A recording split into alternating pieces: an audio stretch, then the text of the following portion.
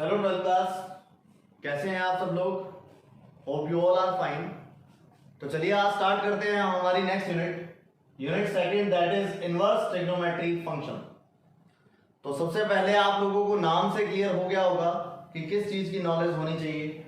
यहां पर लिखा हुआ है इनवर्स फंक्शन मैं आपको बता चुका हूं कौन से होते हैं। Trigonometry, we have the base of 11th class. What is trigonometry? You all know about it. And the function.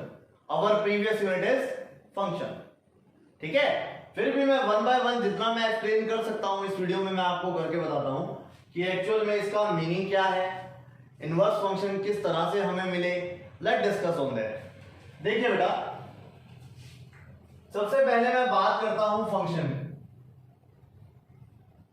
अगर मैं फंक्शन की बात करूं तो फंक्शन का मतलब था कि कोई ऐसी चीज जो प्रॉपर फंक्शन करे, प्रॉपर काम करे, है ना, उसको अपने क्या बोलते हैं? फंक्शन बोलते हैं।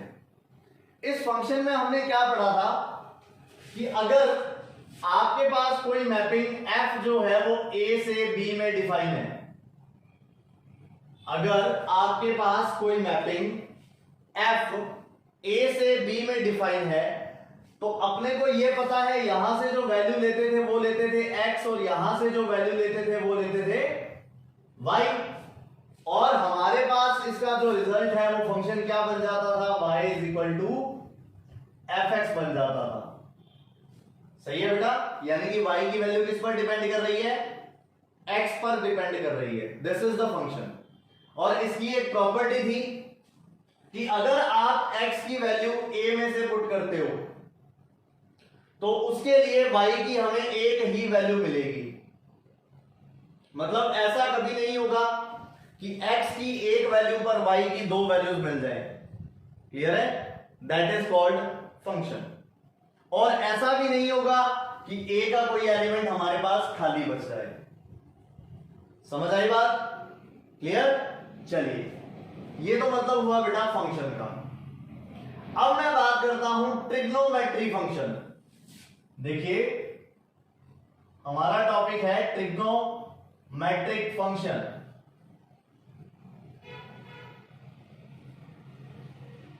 चलिए समझने की कोशिश करते हैं ट्रिग्नोमेट्रिक फंक्शंस को। देखिए बेटा, ट्रिग्नोमेट्री में क्या था? साइन, कोस, टेन, कोट, सेक, कोसेक, ये सारे के सारे ट्रिग्नोमेट्रिक रेशियोज थे। सही है? वो तो हो गया ट्रिग्नोमेट्रिक। फंक्शंस का मतलब मैं आपको बता चुका हूं, यानी कि अगर ट्रिग्नोमेट्रिक रेशियोज को फंक्शंस में चेंज कर दिया जाए then they are called trigonometric functions. मतलब समझते हैं इसका भी। जैसे देखिए बेटा, अगर आपके पास कोई फंक्शन है y is equal to f x is equal to, और मैं ट्रिग्नोमेट्री की बात करता हूं तो देन से साइन एक्स। बेसिक सा फंक्शन अपने लेके चलते हैं। अब यहां पर क्या था बेटा कि जो x है वो एक एंगल होता है, और ये जो एंगल है, ये वाला जो एंगल है, that will be calculated in radian. और इसका मतलब क्या हुआ? देखो, अगर आप x की वैल्यू रेडियन में कोई भी रियल नंबर पुट कर देते हो तो हमें कोई ना कोई y की वैल्यू जरूर मिलेगी। सही है? ऑब्वियसली मिलेगी। तो मतलब क्या हुआ? अगर मैं बात करूं इसके डोमेन की, किसके डोमेन की? साइन एक्स के डोमेन की, तो इसका जो डोमेन है मतलब x की वैल्यू है वो क्या होगा? वो होगा रियल नंबर। मतलब आप यहां पर कोई भी वैल्यू पुट कर सकते हो। ठीक है ना? साइन एक्स की वैल्यू ना तो कभी इंफिनिटी बनेगी ना कभी इमेजिनरी बनेगी। आप रियल नंबर में से x की जगह पर कुछ भी पुट कर दो। सही है? अब रही बात रेंज की। रेंज, चलिए बेटा, मान लिया हमने क्या किया, x की वैल्यू पुट कर दी, उसके रिस्पेक्ट हमारे पास साइन एक्स की कोई ना कोई वैल्यू आएगी, मतलब एफ एक्स की कोई ना कोई वैल्यू आएगी। तो वो जो वैल्यू होगी उसको कहते हैं रेंज। अब वो रेंज आएगी कितनी? Let focus on that. मुझे आप ये बताओ, साइन एक्स का फॉर्मूला होता है perpendicular perpendicular over hypotenuse. Say we have this right angle. This angle is 90 degree. This is our perpendicular as well. This is our hypotenuse. सही है ना? ये तो हमारा परपेंडिकुलर है और ये हमारा हाइपोटेनियस है। अब हमें ये पता है कि अगर ये वाला एंगल x ले लिया जाए तो परपेंडिकुलर ओवर हाइपोटेनियस फॉर्मूला बन जाएगा। और आपको ये पता है कि परपेंडिकुलर हाइपोटेनियस से छोटा होता है, बड़ा कभी नहीं हो सकता। सही है? तो मतलब इसकी जो रेंज होगी वो 1 से आगे नहीं जाएगी। और अगर मैं नेगेटिव वैल्यूज की बात करूं तो -1 से पीछे भी नहीं जाएगी, यानी कि इसकी जो रेंज है वो क्या हो जाएगी, -1 से 1। क्लियर? तो इस तरह से हमने डिफाइन किया ट्रिग्नोमेट्रिक फंक्शंस को। y is equal to sin x, this is its domain and this is its range। Range समझ आ गई ना बेटा? Perpendicular over hypotenuse. परपेंडिकुलर हमेशा हाइपोटेनियस से छोटा होता है, इसलिए जब अपने परपेंडिकुलर में हाइपोटेनियस का डिवाइड करेंगे तो वैल्यू कभी भी 1 से बड़ी नहीं आ सकती। Clear? So this is range. चलिए एक की और बात करते हैं हम। लाइक हमारा सेकंड फंक्शन है बेटा, that is y is equal to fx is equal to what, cos x। x is radian again. Okay, so domain की बात करता हूं बेटा। मुझे आप ये बताओ, क्या आपने 11th क्लास में कभी भी cos x की वैल्यू इंफिनिटी देखी थी क्या, या आयोटा में देखी थी क्या? नहीं देखी। सही है ना? मतलब आप यहां पर कोई भी एंगल पुट कर लो x की जगह पर, तो आपका जो y की वैल्यू है वो हमेशा डिफाइन होगी। That's why its domain is real number. बात करता हूं रेंज की, हाँ जी बेटा, cos x का फॉर्मूला होता है बेस अपॉन हाइपोटेनियस। तो आपको पता है अगर ये बेस है तो बेस भी हाइपोटेनियस से हमेशा छोटा होता है। ठीक है ना? हाँ, अगर मैं इंफिनिटी की बात करूं तो हो सकता है कि वो दोनों अप्रोक्सीमेटली इक्वल हो जाए, लेकिन ऐसा कभी नहीं होगा कि बेस हाइपोटेनियस से बड़ा चला जाए। ठीक है ना? तो उसके अकॉर्डिंग हमारे पास जो रेंज आएगी that will B -1 to 1। Clear?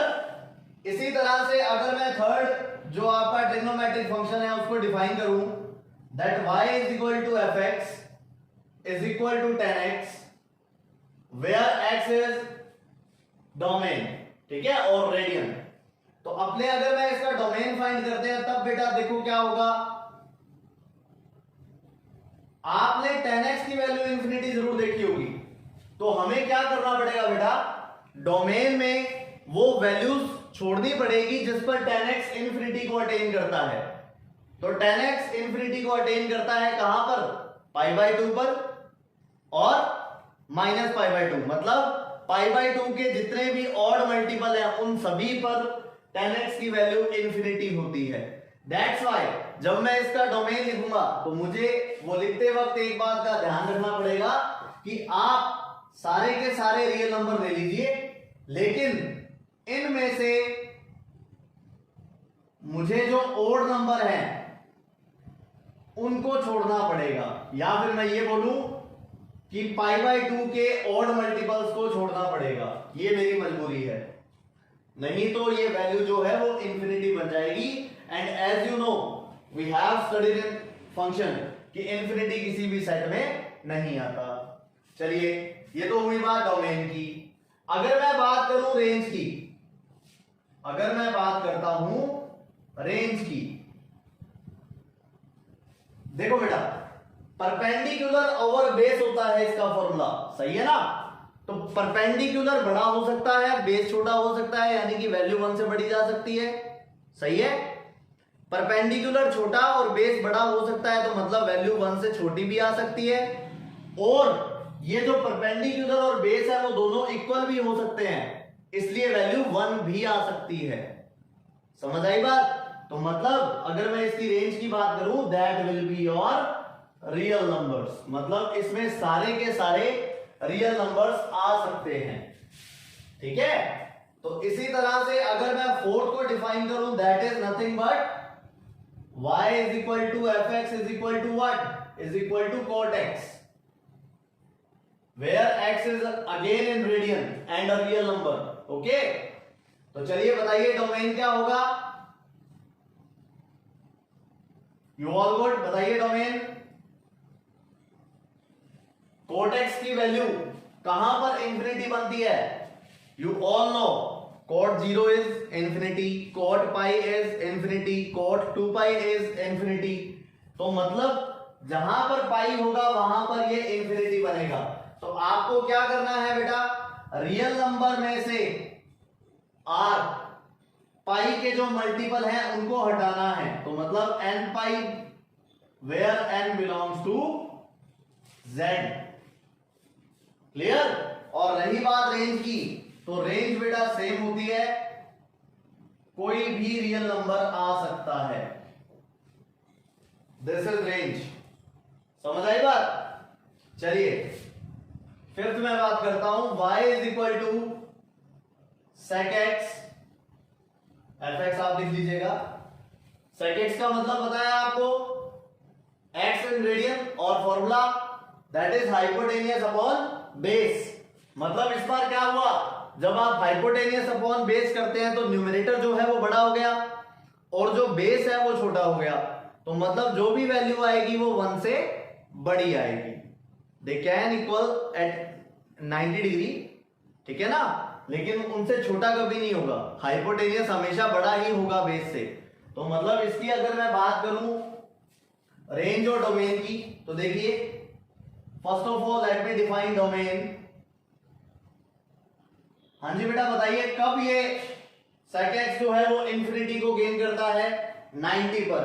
तो मतलब इसका जो डोमेन है वो ये वाला सेम होगा, r माइनस आप क्या करोगे, पाई बाई 2 के जो ऑड मल्टीपल हैं उनको छोड़ दोगे, n बिलोंग्स टू z। समझ आई बात? इसी तरह से अगर मैं रेंज की बात करूं, तो मैं आपको अभी बता ही रहा हूं बेटा कि हाइपोटेनियस अपॉन बेस के अकॉर्डिंग जो इसकी रेंज है वो 1 से बड़ी होगी, या फिर अगर मैं नेगेटिव वाले की साइड से बात करूं तो -1 से छोटी होगी। तो मतलब इसकी जो रेंज है दैट इज r -1 to 1, मतलब -1 से 1 के बीच वाली वैल्यूज को छोड़ के सारा का सारा रियल नंबर आप ले सकते हो। So this is range. Last one हमारे पास बचता है, that is y is equal to cosec x। ठीक है? अब डोमेन की अगर मैं बात करूं तो बेटा n पाई वही सेम चीज, तो ये r minus n pi where n belongs to z, this is domain. Pi का मल्टीपल मैं नहीं ले सकता बिकॉज वहां पे वैल्यू इंफिनिटी बनेगी। और अगर मैं रेंज की बात करूं तो इसकी जो रेंज है that is same as sec x।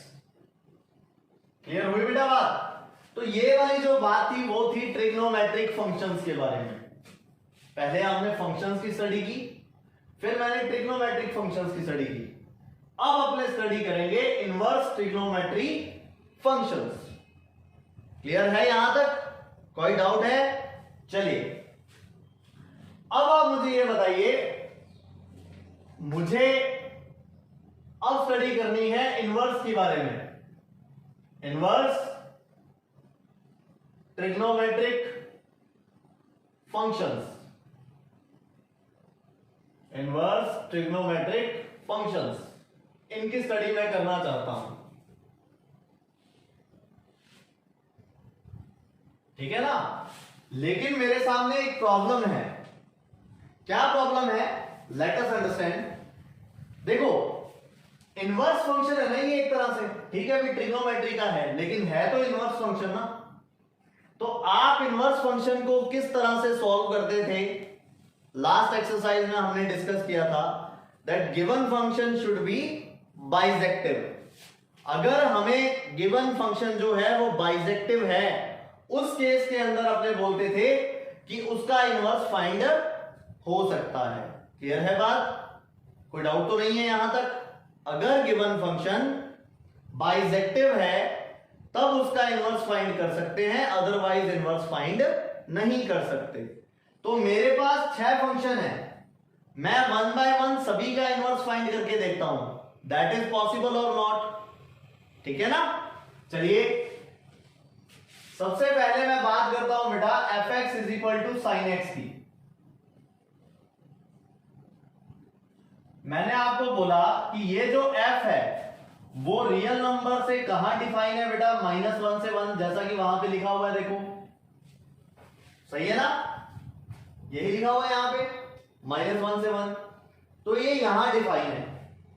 मुझे क्या करना है, चेक करना है कि ये 1 1 और 1 2 है या नहीं है। अगर ये 1 1 और 1 2 हुआ, that mean to say this function is invertible. Invertible का मतलब जानते हो, इसका इनवर्स फाइंड हो सकता है। और अगर ये 1 1 और 1 2 ही ना हुआ तो फिर ये इनवर्टिबल नहीं होगा, यानी कि इनवर्स का एग्जिस्ट नहीं है। चलिए देखते हैं बेटा, 1 1 का चेक कुछ इस तरह से था,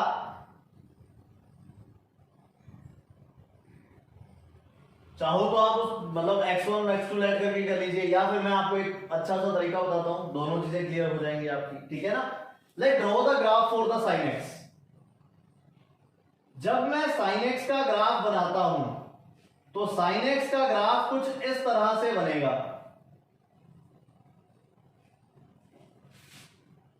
What is the value we have here? 0, pi by 2, pi, next 3 pi by 2, next 2 pi, है ना। और इधर की तरफ अगर आए तो -pi by 2, next -pi, next -3 pi by 2, next -2 pi। सही है बेटा। और इधर की तरफ 0, 1 और इधर की तरफ -1। सही है ना। तो जब मैं sin x का ग्राफ बनाता हूं तो बेटा वो कुछ इस तरह से ड्रॉ होता था, इस तरह से। बहुत ही जल्द 11 की सीरीज स्टार्ट हो जाएगी, आप वहां से इसका पूरा डिटेल देख पाओगे, ठीक है बेटा। तो इस तरह से जो sin x का फंक्शन है वो अपने ड्रॉ किया करते थे। अब आप देखो ग्राफ के थ्रू 1 1 और 1 2 का डायरेक्ट हमें पता लग जाता है, कहीं दिक्कत नहीं आती। देखो 1 1 वो फंक्शन होते हैं जिसका ग्राफ या तो अपवर्ड हो या फिर डाउनवर्ड हो। ऐसा नहीं होना चाहिए कभी अपवर्ड कभी डाउनवर्ड, ऐसा नहीं होना चाहिए, ठीक है ना। तो अब आप देखो फिलहाल इस फंक्शन में आपको क्या दिखाई दे रहा है, यहां से देखो अपवर्ड फिर डाउनवर्ड फिर अपवर्ड फिर डाउनवर्ड, है ना। तो मतलब ये जो फंक्शन है वो 1 1 नहीं है। पहला तरीका 1 1 चेक करने का। दूसरा तरीका था let x1 x2 are not equal, then sin x1 is equal to sin x2, ये दूसरा तरीका था। तीसरा तरीका आप इसी ग्राफ में ऐसा देख लीजिए, बताओ मुझे sin 0 की वैल्यू कितनी आ रही है, इट इज 0। sin पाई की वैल्यू कितनी आ रही है, अगेन 0। तो मतलब अगर मैं x की जगह पर 0 पुट करता हूं तो भी y की वैल्यू 0 आ रही है, और अगर मैं x की जगह पर पाई पुट करता हूं तो भी y की वैल्यू 0 आ रही है। सही है ना। तो मतलब ये फंक्शन क्या हुआ, मैनिमल हुआ। तो अरे भाई ये इनवर्स कैसे निकलेगा, नहीं निकल सकता। समझ आई बात। जो डोमेन हमारे तक अब तक जो डिफाइन थे ना उसके अकॉर्डिंग sin x का इनवर्स जो है that is not possible. Clear हुई बात। क्यों नहीं है possible, because this function is not 1 1, that's why inverse of this function is not possible. Clear. चलिए अब अपने इनवर्स बनाएंगे कैसे वो देखते हैं। देखो बेटा अगर मैं बात करूं इसकी एक ट्रेल की, मैं सिर्फ इसका एक ब्रांच लेता हूं, ये वाली ओनली जो मैं डार्क कर रहा हूं, बाकी ब्रांचेस मैं नहीं लूंगा, सिर्फ इस ब्रांच की बात करता हूं बेटा। आप मुझे ये बताओ इस ब्रांच के अंदर सारा का सारा जो रेंज है वो कवर हो रहा है, -1 to 1 देख सकते हो आप, इतना -1 to 1 सारा का सारा कवर हो रहा है, ठीक है ना। और सिर्फ अपवर्ड है, देखो यहां से स्टार्ट हुआ सिर्फ अपवर्ड, और इसकी रेंज की जितनी भी वैल्यूज थी वो सारी की सारी कवर भी होगी। क्लियर हुई बात। तो मतलब इतने ट्रायल के लिए अगर मैं बात करूं सिर्फ इस ब्रांच के लिए, तो जो sin x है वो 1 1 भी हो जाएगा और ऑन टू भी हो जाएगा। सही है। अगर वो 1 1 और 1 2 दोनों ही हो गए, then that mean to say the function will invertible. Fine, अगर वो इन्वर्टेबल हो गया तो मतलब उसका इनवर्स फाइंड कर सकते हैं। यानी कि हमें इस fx is equal to sine x को किस तरह से डिफाइन करना पड़ेगा?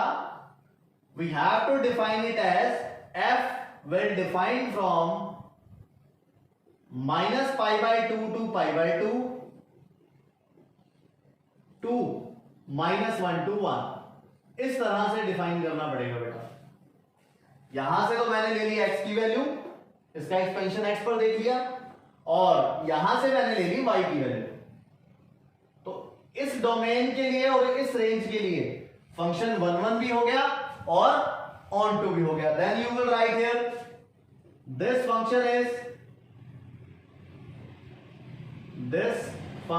is what is 1 1 as well on to, or you can write here bijective, whatever you want to write you can। समझ आई बात? चलिए फिर इसके बाद इन्वर्टेबल है तो इसका इनवर्स किस तरह से फाइंड करते थे बताइए?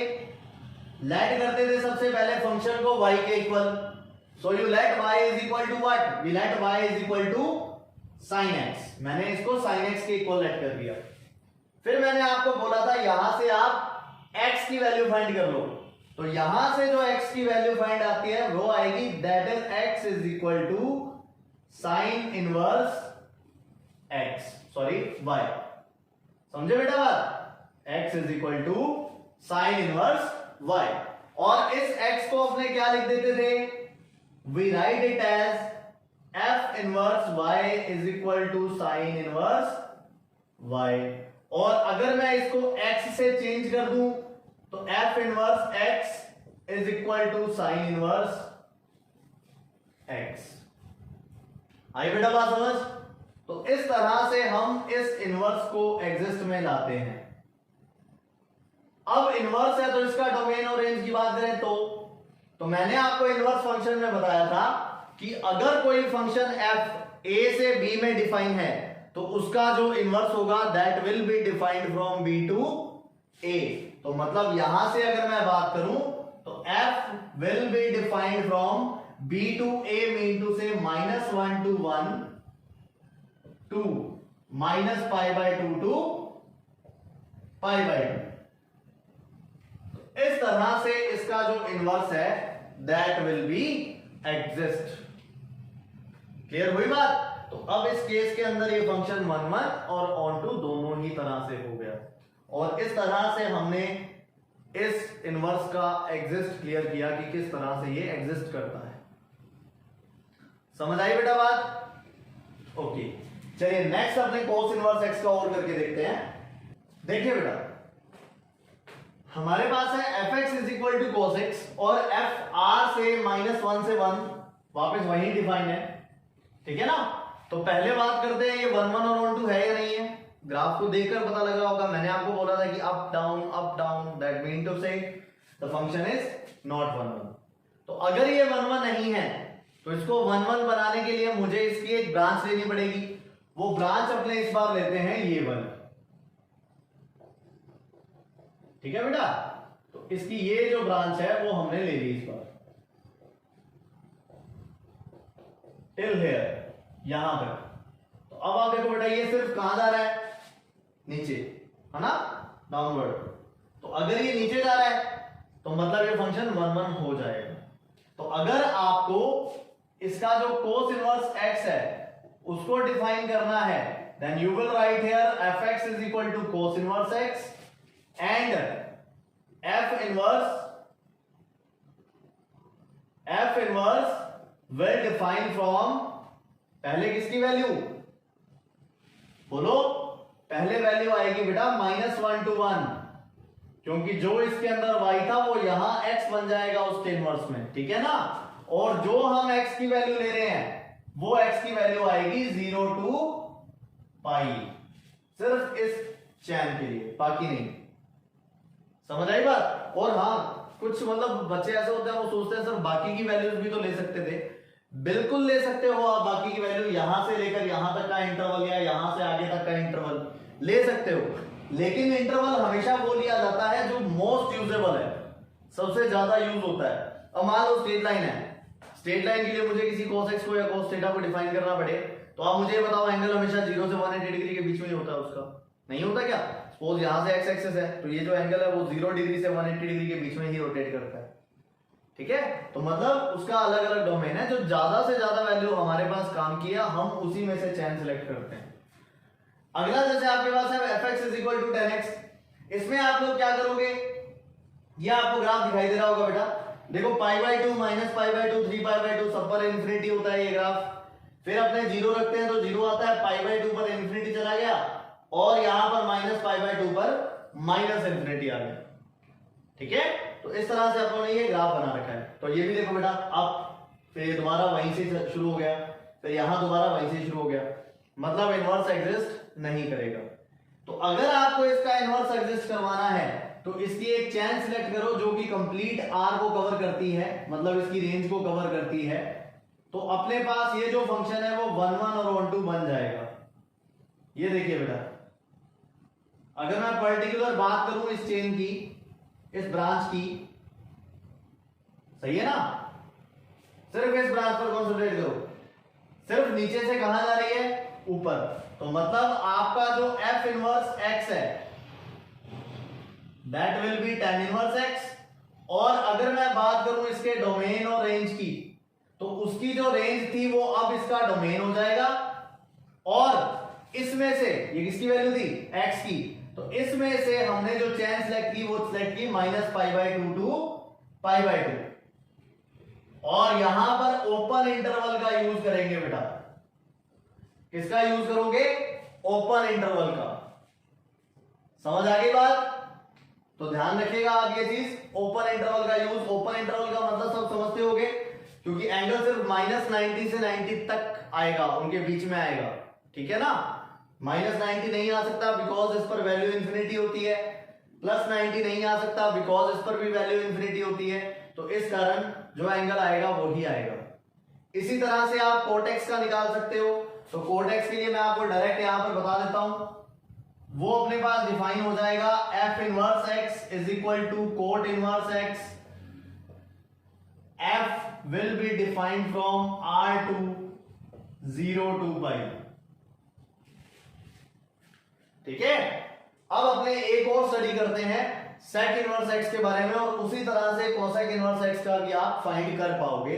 तो चलिए बेटा देखिए सेक इनवर्स x, देखिए बेटा हमारे पास फंक्शन है fx is equal to sec x, तो यहां पर देखिए आप, ये तो इसका डोमेन था, मैंने आपको बोला था कि कोई भी रियल नंबर π/2 के ऑड मल्टीपल्स को छोड़कर, और उसकी जो रेंज आएगी, मतलब जो y की वैल्यू आएगी वो रियल नंबर आ सकती है, लेकिन -1 और 1 के बीच में कभी नहीं आएगी। इसका रीजन मैं आपको एक्सप्लेन कर चुका हूं। चलिए, ये इसका ग्राफ था, तो मतलब वही up down, that mean to say this function is not 1 1, ठीक है? अच्छा, 1 1 ये है नहीं, तो 1 1 बनाने के लिए मुझे इसकी एक चैन सिलेक्ट करनी पड़ेगी, और वो चैन मैंने सिलेक्ट की ये वाली। देखो बेटा, ये यहां से नीचे आ रहा है, ये यहां से नीचे ही आ रहा है, दोबारा आपस में कोलैप्स नहीं हो रहे, देखो यहाँ, ठीक है ना? तो ये इसकी चैन और ये वाली चैन होगी। तो अब अगर मैं डोमेन और रेंज की बात करूं, और मैंने आपको बोला कि हमें fx is equal to sec inverse x को डिफाइन करना है, तो इसका डोमेन और रेंज क्या हो जाएगी बताइए? डोमेन तो यही रहेगा, सही है ना? जो रेंज है वो डोमेन बन जाएगा, और जो इसकी रेंज है, मतलब थीटा की जो वैल्यू है वो आएगी यहां से, मतलब 0 से यहां तक, मतलब पाई तक। देखो यहां से यहां तक, 0 से पाई तक। लेकिन एक प्रॉब्लम है, -π/2 नहीं आ सकता, बिकॉज इस पर वैल्यू इंफिनिटी बन रही थी। समझ आई बात? तो ये अपने पास सेक इनवर्स x का एग्जिस्ट हमारे पास आ चुका है, जिस पर ये 1 1 और ऑन 2 होगा। और इसी तरह से अगर आप कोसेक इनवर्स x को देखो, सेम ग्राफ है, मैं डायरेक्ट लिख देता हूं, थोड़ी स्टडी कीजिएगा, पता लग जाएगा आपको कैसे। तो आप यहां पे लिखोगे fx is equal to cosec inverse x जो f है उसकी जो रेंज है that will be r minus 1 to 1, सही है। लेकिन जो इसकी डोमेन जो इसका रेंज होगा वो क्या होगा, ये देखिए यहां से यहां तक -π/2 से +π/2, लेकिन 0 को छोड़कर। तो यहां आप लिख दीजिए -π/2 to +π/2 बट लिविंग 0 को छोड़ते हुए, ठीक है। तो इसकी रिजल्टेंट बेटा जितना हमने आज इस वीडियो में कवर किया, डोमेन और रेंज सब कुछ, तो उसकी जो रिजल्टिंग है वो ये टेबल बनती है। साइन इनवर्स x था, इसका जो डोमेन था वो -1 से 1 था, जो रेंज थी दैट इज -π/2 to π/2 थी। इसी तरह से इसका जो डोमेन है वो भी -1 to 1 था, जो रेंज थी दैट इज 0 to π। इसी तरह से tan इनवर्स x के लिए डोमेन जो है दैट इज रियल नंबर, और जो इसकी रेंज है -π/2 to π/2 इन ओपन इंटरवल, ठीक है ना। इसी तरह से कोट इनवर्स x के लिए रियल नंबर, और यहां पर 0 to π in open interval. Sec inverse x की मैं अगर बात करूं तो डोमेन हो जाएगा r माइनस 1 to 1, सही है। और इसकी जो रेंज है सेक इनवर्स x की that is 0 to π, where π/2 is not included. और इसी तरह से इसका जो डोमेन है that is r minus 1 to 1, और यहां पर जो आएगा -π/2 to π/2 लिविंग 0। तो ये इस तरह से जो इनवर्स ट्रिग्नोमेट्रिक फंक्शंस है वो एग्जिस्ट में आए। क्लियर हुई बात। ये टेबल मोस्ट इंपोर्टेंट है बेटा, आपके एमसीक्यू सारे कवर करवा देगी इस यूनिट में से, तो इसको अपने को लर्न करना है फर्स्ट थिंग, ठीक है। और जिसको ज्यादा डिटेल में जानना है देन ही और she can contact me on my WhatsApp number. Clear. तो this is all about inverse trigonometric functions, how they exist, ठीक है। होप आपको ये वीडियो बहुत अच्छा लगा होगा। Thank you very much for watching.